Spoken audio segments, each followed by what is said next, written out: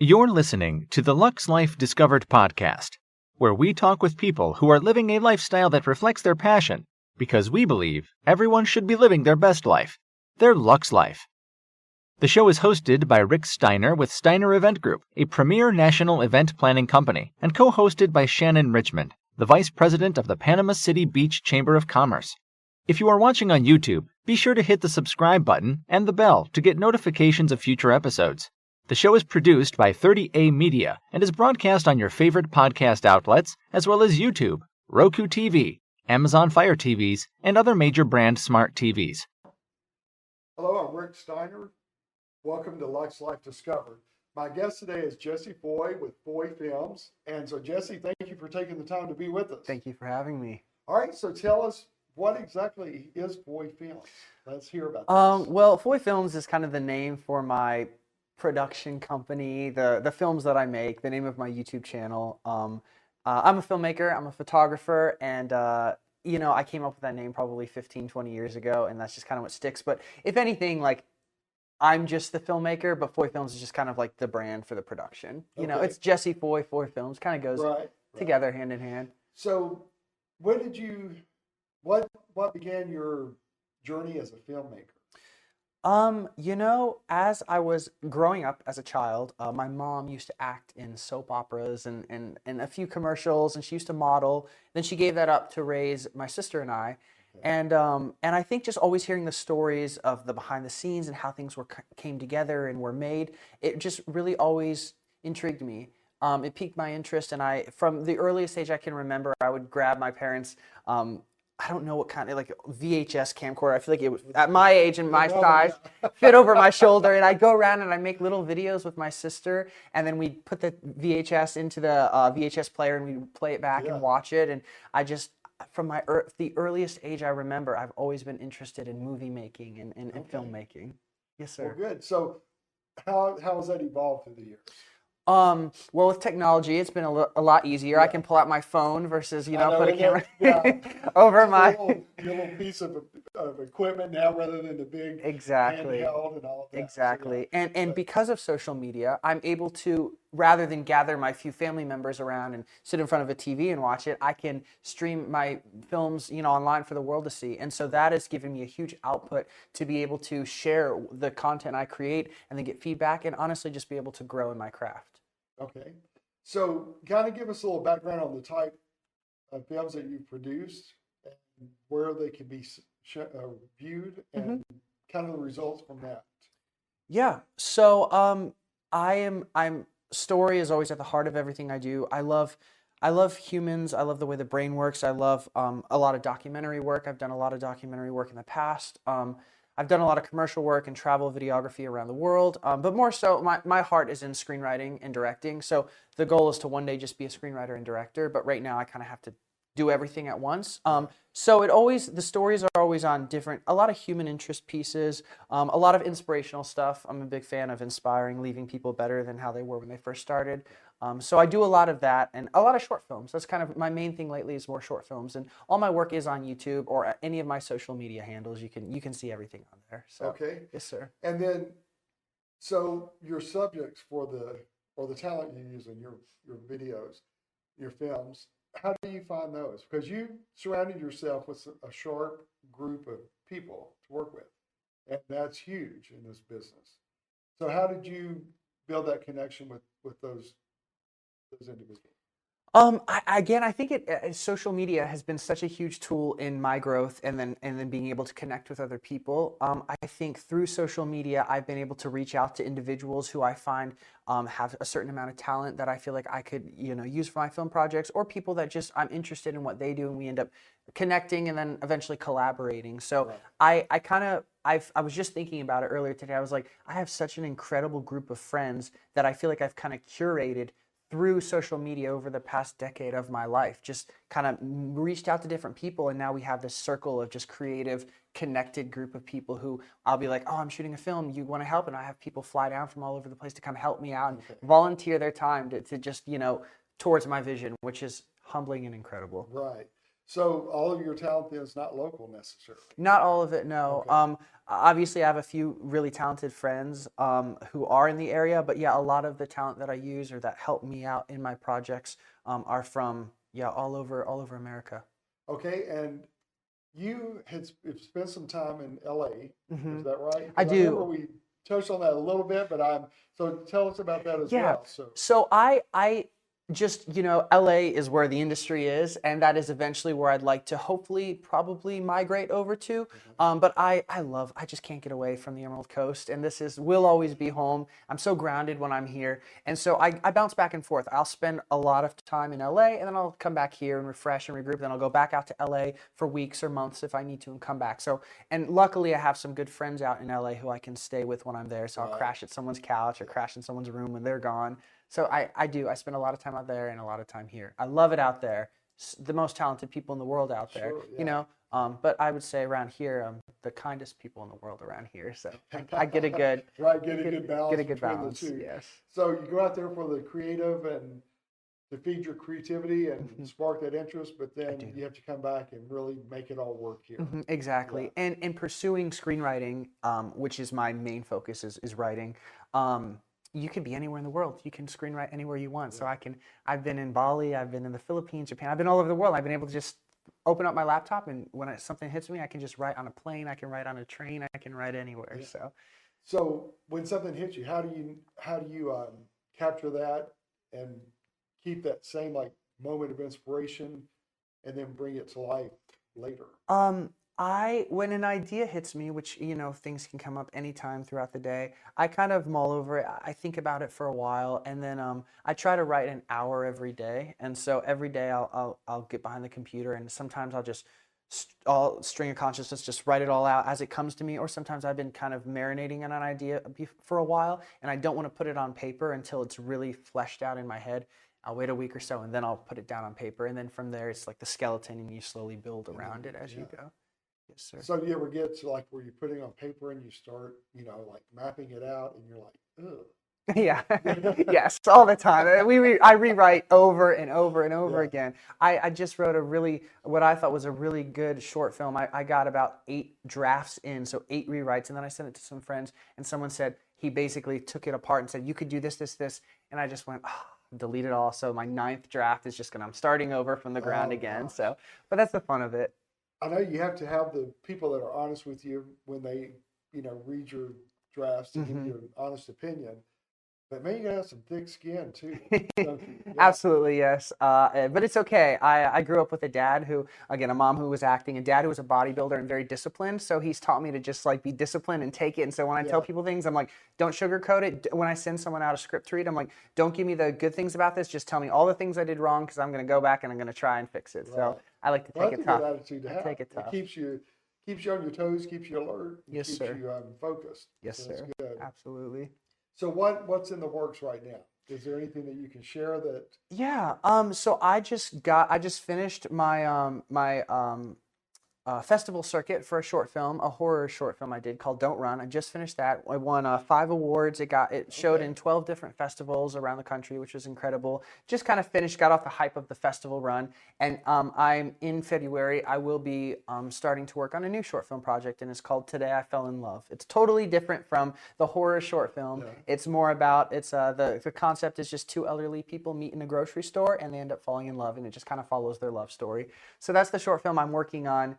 In February, going to go into production. And then other than that, I've got 8 or 9 different short films I'm writing right now to try and hopefully do in the next few years. So what was it like doing that? Was that your first horror story? Yeah, the first horror short film, the first real production short I've ever done. So before that, I would do inspirational things where it's just me and one other person, and we'd go to Hawaii and shoot stuff. But this actually had some actors. We had people doing gaffing lighting. We had people doing the boom pole and everything. So there was a lot more involved. So it was my first time to get my friends together and actually do something more production level. And it was tough. I learned a lot, but it was so much fun, and it inspired me to just be this is what I'm doing for the rest of my life. So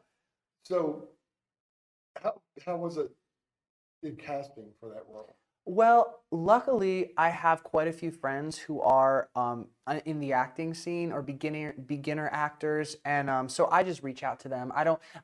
I don't necessarily cast because I don't have a huge group of people just out there for my reach. I really just have some friends who are talented, so I pull them in. I'm like, hey, that's come be a good, part of yeah. this. And so it gets to go on my resume for my film projects, and then it gets to go on their resume Sure. for something they've been in. So we both And win. plus, they're invested because the friendship you have, and so they want to make sure they do as good a job as possible. too. So Absolutely. that makes a big, For sure. big difference. So, um, if you weren't doing the filmmaking, what do you think you would be doing?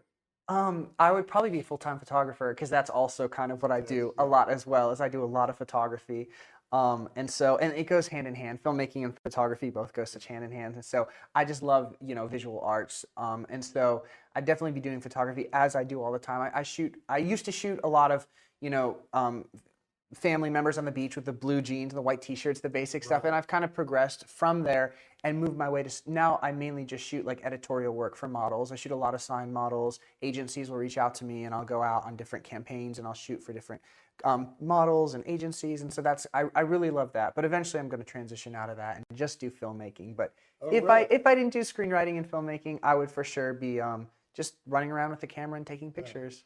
So on your modeling part, on the photography part, what have there been some big campaigns that you've been part of? Yeah, there have. I shoot a lot more for specific agencies who want to take those photos, but I've done work for Ford models, for Wilhelmina models. I've done work for, as for like more video and photo campaigns, I've been sent with different resort companies. I've worked with Marriott before to go shoot some stuff over there in California.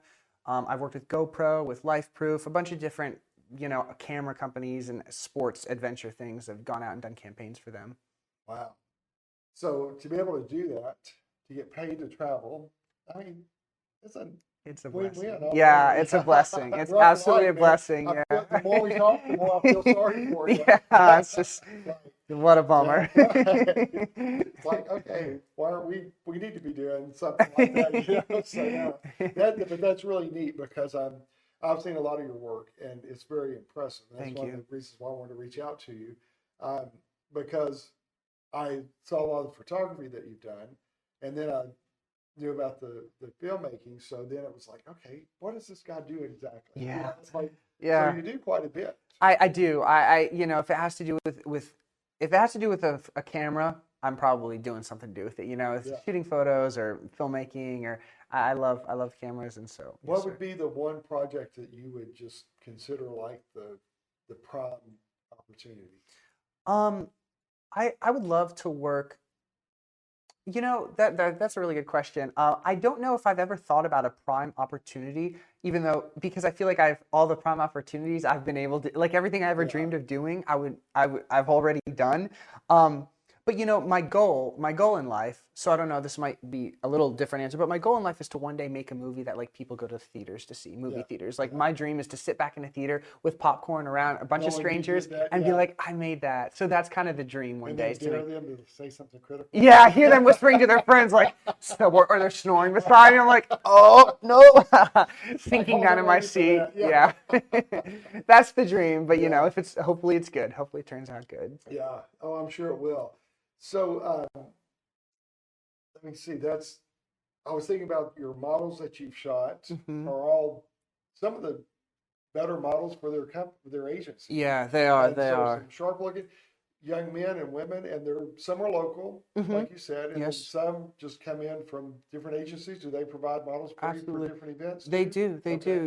They'll need different things done, whether it's headshots or whether they just want something done for a magazine. I don't ever end up seeing where it goes. I just shoot it, send it off, and it goes all over the place. I've had my work on billboards before, which has been really cool.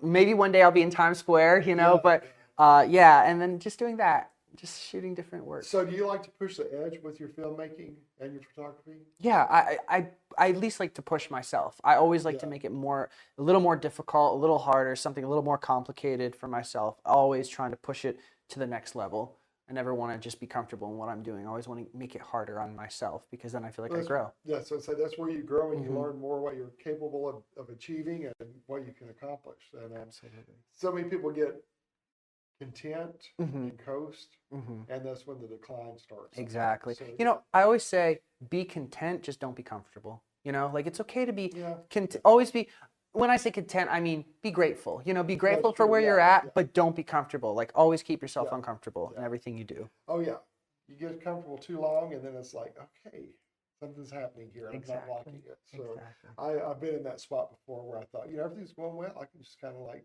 I do. I will tend to take my models out in that area a lot and we'll shoot some stuff. I mean, there's so many beautiful landscapes around here. And the cool thing about here versus like LA is that you need permits everywhere you go if you're going to shoot something. And true. there, everything over there is so been shot so many times. But you know, this place is still like a hidden gem, a lot of people call it. You know, not everyone has seen everything here. So I love this area for that. Well, and speaking of, there's like a lot of these different private areas of homes that are, totally unbelievable. Yeah, That absolutely. most people have no clue that that's like right here, just down the street, in these little subdivisions that you don't really notice. And all of a sudden you go in and you're like, wow, this is Yeah, magnificent. yeah, you'd never know. It's definitely a beautiful place. Oh, it is. It is. So, your filmmaking. So let's say, how many films have you done? Did you say? Oh, I I've done over probably 2 dozen different short films, you know, for YouTube, and that's all. I just promote it on. I post all my stuff for people to watch online. So about 2 dozen.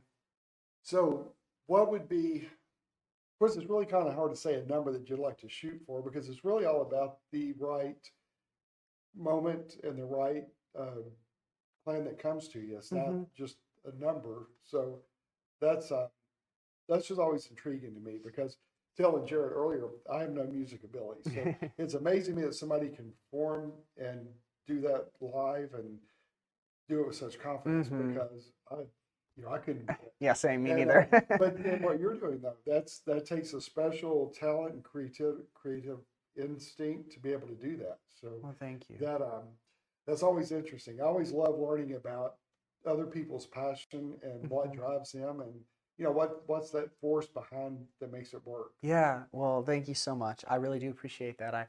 I have a goal to make 10 short films, 10 more short films, and then I'm going to hopefully by the time I make my 10th one, I'll be ready to make my first feature film. So that's my goal over the next few Okay. years.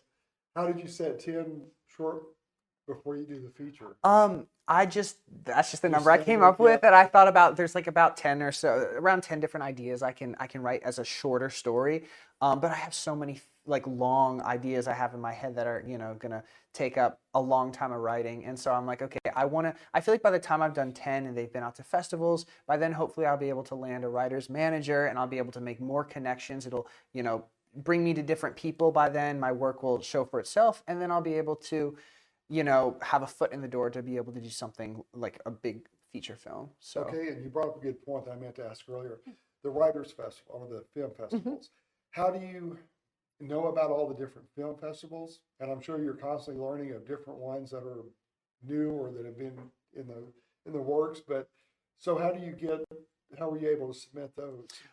There's actually a website specifically that I go to, and it's called Film Freeway. And on that site, they have like almost every festival registers with this site. So it Okay. makes it easy. You upload your film, and then you go through and you just select. And all festivals do have an entry fee. And then you go through and you kind of see the ones that are more popular, that more people write Okay. reviews about, That's the ones yeah. I've heard about, and then you submit to those festivals. So I'll submit each time I make a short film. I'll probably go through and submit somewhere between 10 to 15 different festivals that I feel like for example, I made a horror film, so I submitted it specifically to horror film Right, right. festivals, and you have more of a chance doing that. And so that's how you kind of find the festivals. And the great thing is when you put it there, if they get selected, like my most recent film, I said 12 different festivals, and through that you get publicity. People learn about it, people go watch it. You have different managers and agents watching those festivals, and they see a film and go, "Ooh, this was done well. Let's reach out to this guy and see if he has more things he's working on."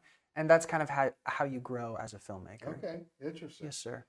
That see, didn't know that. No, that's interesting how all the different, interests have little areas you can go to learn more about that. So what has there been a big like a surprise that you've discovered along the way, or somebody contacted you that you were totally unexpected by? When it comes to a festival? Yeah. I've had different festivals actually reach out to me when my films will do a little more successful than I expected at festivals. I will have a festival reach out and say, hey, I want to, will you submit to here? And also on top of that, sometimes I'll have really talented people reach out to me and just say, I love your work. Like, let's talk. Let's write a film together. Most recently with this horror film that I did that did really well, was totally unexpected by me, totally blew me away how well it did in the festival run. I've had different people, a whole line of new actors I can use for my future projects who've been like, I love this, I want to work with you. And so, awesome. It's been really great to have different people who are so much more talented than I am just reach out and say, we love your work, we want to work together. So is there a horror film in the... No, I hate horror films. I don't even watch horror movies. I close my eyes, but you may have not realized your market. I know. I'm not a fan.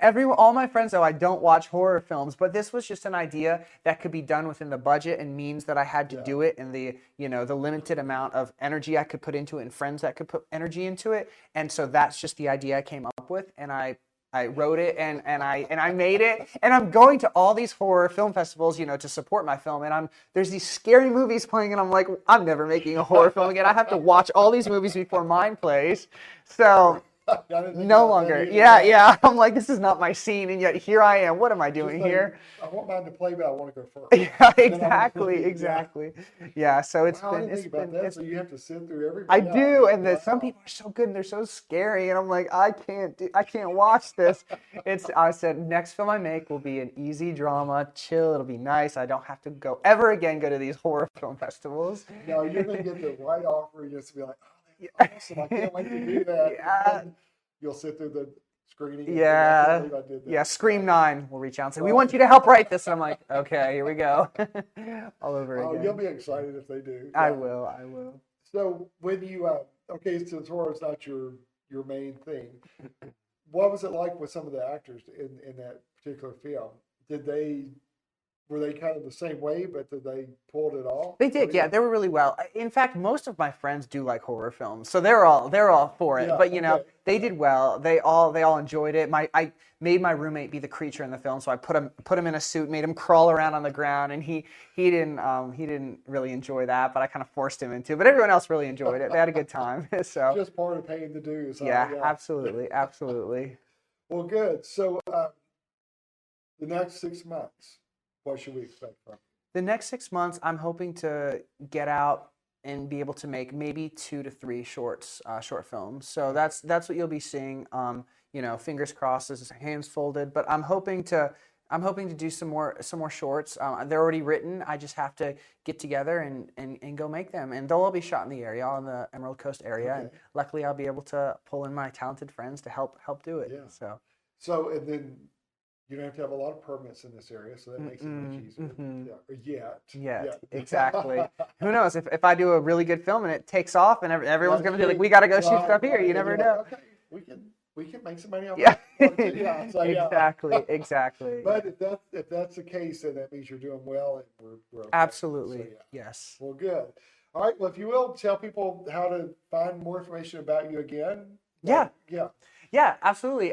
If you want to find more, all my stuff is on my Instagram page, which is Instagram, JesseMe93. If you want to reach out to me directly, you can. It's jesseme93@gmail.com. And then the horror film that we've been just talking about, it's called Don't Run, and it's on YouTube. So youtube.com/FoyFilms. It's my YouTube page, and you can go there and check it out for yourself and laugh at it and see how much further I have to learn and grow as a filmmaker. So how long is the film?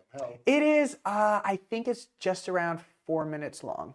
All right, I may go watch it. I'm not a big horror person. Don't worry, I think you'll be able to handle this one. I'll have to check that out as well. All right, well, Jesse, thanks so much for being with us. Absolutely. Today. Great to meet you. Thank you. And thank you for joining us for another episode of Lux Life Discovered. We will see you soon. Check out Lux Life Discovered on Facebook and Instagram and on 30a.tv. See you next time on Lux Life Discovered.